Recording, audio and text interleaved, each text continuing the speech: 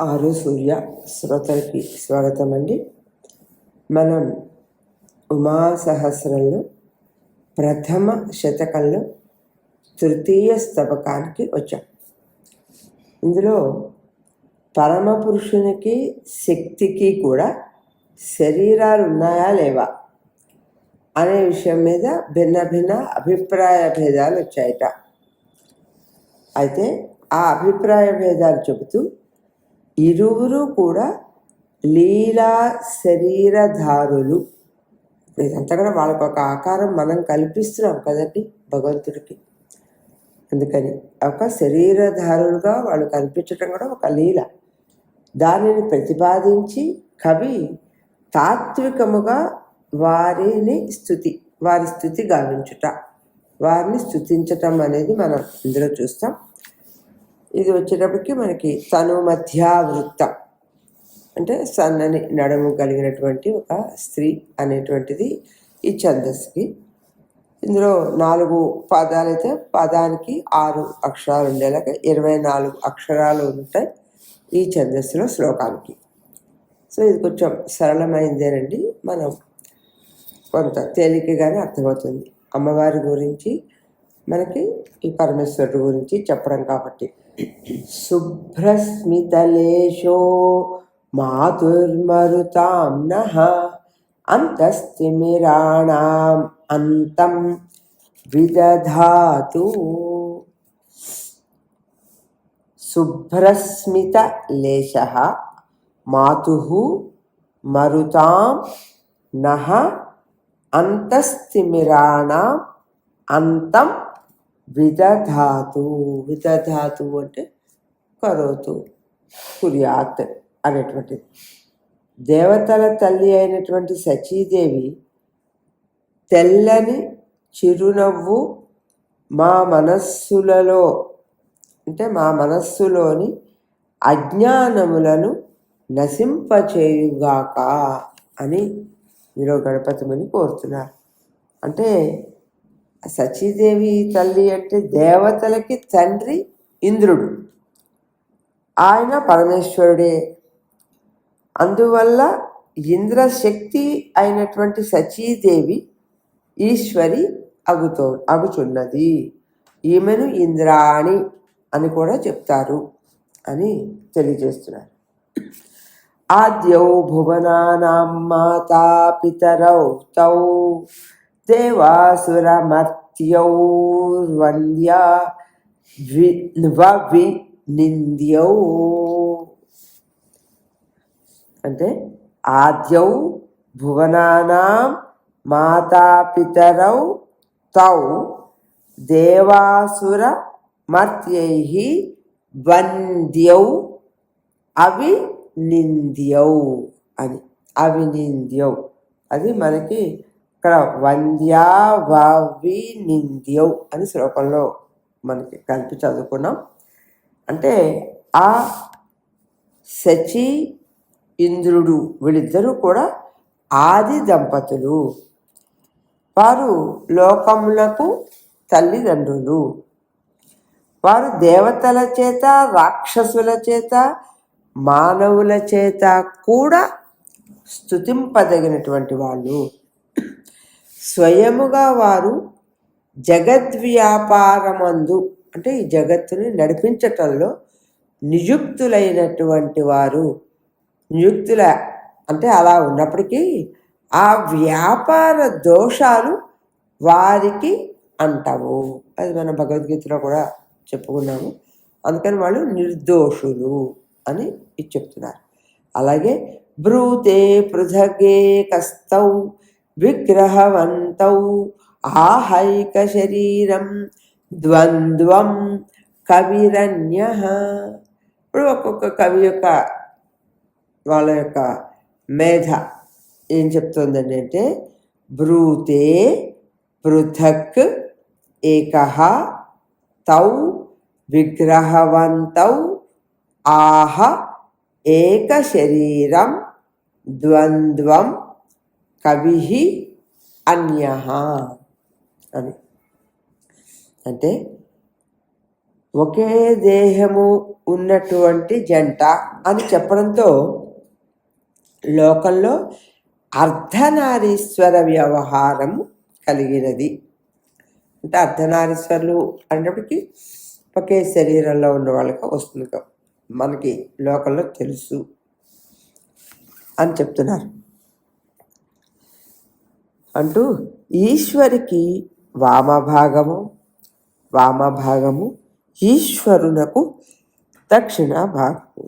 వాళ్ళిద్దరూ కూడా వేరువేరు దేహములు కలవారు అని ఒక కవి చెబితే, మరొక కవి ఒకే దేహము కలిగినటువంటి జంట అని చెప్తూ ఉన్నారు. వాళ్ళ ఉద్దేశాలు ఇవి, వాళ్ళ యొక్క అవగాహన గురించి చెప్తున్నారు. అయితే శక్తిం తను శూన్యామీశం చ పుమాంసం వక్తి ప్రమదాయాం సందేహయుతో అన్యః.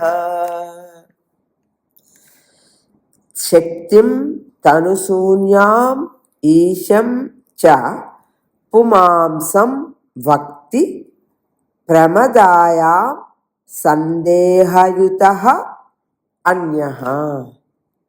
ఏమిటండి సందేహం అంటే, స్త్రీ యందు సందేహము కలిగినటువంటి మరొకరు శక్తి శరీరరహిత అనియు ఈశ్వరుడు పురుష శరీరము కలవాడు అనియు చెప్తున్నారు.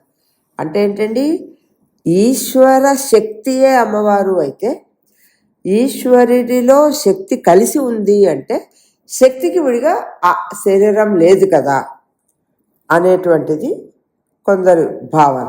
శక్తికి విడిగా శరీరం లేదు అని, ఎందుకంటే ఈశ్వర శక్తే మనకి ఆ అమ్మవారు అంటున్నారు కనుక అని అంటున్నారు. ఈశం చతమేకే సన్మాత్రముశంతి బ్రహ్మైకమథాన్యే గాయంతి న శక్తిం. ఈశం చ తం ఏకే సన్మాత్రం ఉశంతి బ్రహ్మ ఏకం అథ అన్యే గాయంతి న శక్తిం. అంటే కొందరు పూర్వము శరీరవంతుడు అని చెప్పబడినటువంటి ఆ పరమేశ్వరునే కేవలము సత్ స్వరూపుడు అనే భావిస్తున్నారు. ఇంకా మరికొందరు బ్రహ్మమును మాత్రమే స్తుతిస్తున్నారు, కానీ అసలు శక్తి ప్రస్తావనే చెప్పటం లేదు. అందుకే ఎందులో చెప్తారంటే ఉపనిషత్తులు అన్నీ కూడా బ్రహ్మను ప్రతిపాదిస్తున్నాయి, అక్కడక్కడ శక్తి ప్రస్తావన లేదు కదా. అంటే కేచిత్తనుహీనం ప్రజ్ఞాయుతమీశం శక్తిం విదురస్య ప్రజ్ఞామవికుంఠాం. కేచిత్ తనుహీనం ప్రజ్ఞాయుతం ఈశం శక్తిం విదుః అస్య ప్రజ్ఞా అవికుంఠాం. ఏంటిట? ఇంకా కొందటండి, ఈశ్వరుడు ప్రజ్ఞాసహితుడే కానీ శరీర రహితుడు, శరీరం లేనివాడు, ప్రజ్ఞాస్వరూపుడు అని చెబుతూ ఆ ఈశ్వరుని తీవ్రమైన ప్రజ్ఞయే శక్తి అని కొందరు చెప్తున్నారు. ఆయన ప్రజ్ఞాస్వరూపుడు కనుక ఆ ప్రజ్ఞే శక్తి అని మరొకందరు అంటున్నారట. కాకపోతే అశరీరుడు అయినటువంటి ఈశ్వరుని స్వతంత్ర ప్రజ్ఞయే శక్తి అని వీళ్ళ ఆశయం. అంటే వాళ్ళ ఉద్దేశాలు ఏంటి అనేది కవి ఒక్కొక్కళ్ళ గురించి మనకి ఈ సబకమంతా తెలియచేస్తూ ఉన్నారు. ఎందుకంటే ప్రజ్ఞావంతుడు, స్వతంత్రమైనటువంటి ప్రజ్ఞ కలిగినటువంటి వాడు, ఆ ప్రజ్ఞ శక్తి అని కొందరు అంటున్నారట. ఉక్తం దధతస్తైః కేచిత్ పునరాహుః మాయా తనుబంధం నాథస్య న శక్తేః. అంటే ఉక్తం దధతః తైః కేచిత్ పునః ఆహుః మాయా తనుబంధం నాథస్య న శక్తేః. ఇంకా అంటే పూర్వం కొందరు ఈశ్వరుడు ప్రజ్ఞాసహితుడు అని, ఆ ప్రజ్ఞయే శక్తి అని చెప్పారు కదా. అయితే ఆ ప్రజ్ఞారూప శక్తిని ధరించిన ఈశ్వరుడు లీలార్థమై, లీలగా, అదొక ప్లే, అదొక లీలార్థమై శరీరమును స్వీకరించును అనియు, శక్తి శరీరమును స్వీకరింపదు అనియు మరికొందరు. ఈశ్వరుడు తీసుకుంటున్నాడు కానీ శక్తి శరీరాన్ని అట్లా తీసుకోదు అని మరికొందరు చెప్పడం జరుగుతోంది. నిత్యం స శరీరౌ యేషాం పితరౌ తౌ ఏకోప్యథవా తాన్ ప్రత్యాహ నిసర్గః. నిత్యం స శరీరౌ యేషాం పితరౌ తౌ ఏకః అపి అథ వా తాన్ ప్రత్యాహ విసర్గః. అంటే ప్రత్యాహ నిసర్గః. అది నిసర్గః అంటే ఏంటండి, వాళ్ళ యొక్క ఇక్కడ సందర్భాన్ని బట్టి వాళ్ళ స్వభావము అని మనకి ఇక్కడ చెప్తున్నారు. ప్రత్యాహ, ఆహా అంటే చెప్పడం కదండి, ప్రత్యాహ అంటే ప్రతిగా సమాధానం ఇస్తున్నారు. ఏమిటిట, జగత్తుకు తల్లిదండ్రులైనటువంటి ఉమామహేశ్వరులు ఎప్పుడూ త్రికాలమందును శరీరము కలిగిన వారు, లేక ఈశ్వరుడు ఒక్కడే శరీరము కలవాడు అని భావించు వారికి స్వభావము సమాధానము చెప్పుచున్నది అంటున్నారు ఇక్కడ. అంటే ఎలాగండి మరి స్వభావము అంటే ఆ శక్తి ఎలాగండి కనపడుతోంది కదా, మరి శక్తి ఈశ్వరుడు చేసేటువంటి పని అని అంటే, శరీరమునకు నిత్యత్వము ఎప్పుడూ ఉండటము వల్ల ఎక్కడా కనిపించట లేదు. అది ఎదుగుండా అది కనిపిస్తూ ఉంటుంది కనుక వేరేది ఎక్కడో ఉంది శక్తి అనేది ఎక్కడ కనపడటం లేదు. అయితే దృశ్యమైన శరీరము నశించున్నది కావున అనిత్యమే. కనపడుతుంది కానీ అది నశించిపోతుంది కనుక అది నిత్యమని ఎలా చెప్తామండి, అది నిత్యం కాదు. అయితే దేశకాల నిమిత్త అపేక్ష కలిగినటువంటి శరీరము నిత్యము అని చెప్పుట స్వభావ విరుద్ధము. అంతే కదండి, అది దేశకాల నిమిత్తాలను ఆధారంగా చేసుకుని ఉండేది ఈ శరీరం. అందుకని అది నిత్యము అని ఎవరైనా చెప్తే అది స్వభావ విరుద్ధము. అందువల్ల ఉమామహేశ్వరులు ఇరువురుకు కానీ మహేశ్వరునకు ఒక్కరికి కానీ శరీరము నిత్యము అని చెప్పడం అనేది స్వభావానికి విరుద్ధము, అంటే ఆ దివ్యత్వానికి విరుద్ధము అని మనం బహుశా ఇక్కడ అర్థం చేసుకోవచ్చు. శరీరము నిత్యము అనేటువంటి వాదానికి స్వభావము ఇచ్చేటువంటి సమాధానము ఇదే. ఎవరైనా అది కనపడాలి కదండి, మరి ఉంటే అమ్మవారు అని కనుక ఎవరైనా అంటే, కనపడుతున్నాడు కనుక పరమేశ్వరుడు శరీరం కనపడుతోంది కనుక అది నిత్యమండి అని ఎవరైనా అంటే, ఈ స్వభావమే దానికి చెప్పేటువంటి సమాధానము అని అంటున్నారు. అంటే మాతా పితరౌ యత్ తావేక శరీరౌ చిత్ర ప్రధానార్థ సా కాచన లీలా. అంటే మాతాపితరౌ యత్ తౌ ఏక శరీరౌ చిత్ర ప్రధానార్థ సా కాచన లీలా. ఎలాగటండి, ఇవి ఈ విధంగా రెండు శ్లోకాల్లోనూ కూడా జగత్తుకి మాతాపితరులకు, జగన్మాతాపితరులకు భిన్న శరీరత్వము కానీ ఏక శరీరత్వము కానీ చెప్పేటువంటి వారి పక్షమునకు సమాధానం ఇవ్వబడింది. అది అక్కడ స్వభావానికే విరుద్ధంగా ఉంది కనుక అనేటువంటి సమాధానం వల్ల ఈ ఏక శరీరము అనేటువంటి చెప్పేటువంటి వాళ్ళు భిన్న శరీరత్వం కాదు అని చెప్పేటువంటి వాళ్ళకి ఇది సమాధానము అంటున్నారు. సన్మాత్ర కథానాం కార్యే మనుజాదౌ ధీస్వాంత వికాస స్యాత్ కారణహీనః. స్యాన్మాత్ర కథానాం కార్యే మనుజాదౌ ధీస్వాంత వికాస స్యాత్ కారణహీన. అంటే ఈశ్వరుడు కేవలము సత్ బ్రహ్మ అని చెప్పేటువంటి వారి మతమున సత్తు వస్తువు నుంచి పుట్టినటువంటి మానవాదులు ప్రాణులు వాటి యందు బుద్ధి మనస్సుల వికాసము అంతఃకరణ వ్యాపారము కారణరహితము కావలసి ఉండును. అంతే కదండి. అవి వాళ్ళ ద్వారా వస్తున్నట్టు మరి వీటి గురించి కూడా ఆలోచించాలిగా. ఒకవేళ అక్కడది కనపడుతోంది కనపడట్లేదు, ఉన్నారు లేరు అని చెప్పేటప్పుడు వాళ్ళు చేసేటువంటి కార్యం గురించి కూడా ఆలోచించాలి కదా.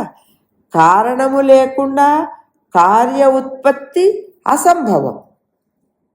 కాబట్టి కారణమైనటువంటి నిర్విశేష వస్తువు అయినటువంటి సన్మాత్రమునందు సత్తునందు అంతఃకరణ వ్యాపారము ఎట్లు సంభవించును అంటే కారణమున లేని అంతఃకరణ వ్యాపారము కార్యములు అయినటువంటి మానవాదుల యందు ఎట్లు కలుగును.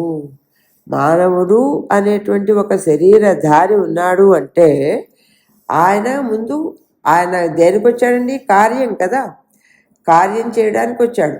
ఓకే, ఆయన చేసేటువంటి కార్యంలో కారణం ఆయన వెతుక్కోవాలి, ఆయన కార్యం తెలుసుకోవాలి. అంటే కారణము లేనటువంటి అంతఃకరణ వ్యాపారము కార్యములు అయినటువంటి మానవాదుల యందు ఎలా పనిచేస్తుంది, ఎలా వాళ్ళకి కలుగుతుంది? ఈ విధంగా సన్మాత్రవాదులకు సమాధానము ఇయ్యబడినది. సత్తు మాత్రమే ఉంది, పరమేశ్వరుడే ఉన్నారు, కనపడింది లేదు అనేటువంటి వాళ్ళకి ఇదే సమాధానం అండి అని చెప్తున్నారు. అద్వైతి విహ్యన్య మాయా ఆశ్రయణీయ శక్తే రతిరిక్త సా కిం కిం వా వాదై. అది అంటే అద్వైతిభి అన్యా మాయా ఆశ్రయణీయ శక్తే అతిరిక్త సా కిం కిము వా వాదై. వాళ్ళ యొక్క వాదనతో ఏమిటి అని ప్రయోజనం ఉండదు అని. ఎలాగా? అద్వైతులు అంటే ద్వైతం రెండు లేవు అనేటువంటి వాళ్ళు పరమపురుషుని కంటే విలక్షణమైనటువంటి మాయను ఆశ్రయిస్తున్నారు. అదండి ఇక్కడ గమనించాల్సింది. వాళ్ళు ఒకటే అద్వైతం చెప్తున్నారు అంటే ఏంటి? ఒక్కడే అంటున్నాడు, కానీ మాయ ఒకటి ఉందని ఒప్పుకుంటున్నారు. అది వాళ్ళు మాయని ఆశ్రయిస్తున్నారు. ఆ మాయా శక్తి కంటే వేరు కాదు, వాదములతో ప్రయోజనం లేదు. ఆ మాయే ఒక శక్తి. ఓకే, అది వేరైనది కాదు. ఇంకా దీని మీద కూడా వాదనలు చేసినా దానివల్ల ఏమీ ప్రయోజనం లేదు అని గణపతి ముని ఇక్కడ మనకి తేల్చి చెప్పడం జరుగుతోంది. అంతా చాలా సరళంగా ఉన్నాయి కనుక 10-11 శ్లోకాల దాకా చెప్పుకున్నాం. అంటే వాళ్ళని మనం ఎలా అంగీకరించాలి, ఈ పురుషుడు శక్తి అనండి, పరమేశ్వరుడు శక్తి అనేది ఇందులో వివరంగా చెప్పడం జరిగింది. అర్థం చేసుకుందాం, ఆచరిద్దాం. ఓం స్వస్తి. ఆనందమయి చైతన్యమయి సత్యమయి పరమయి.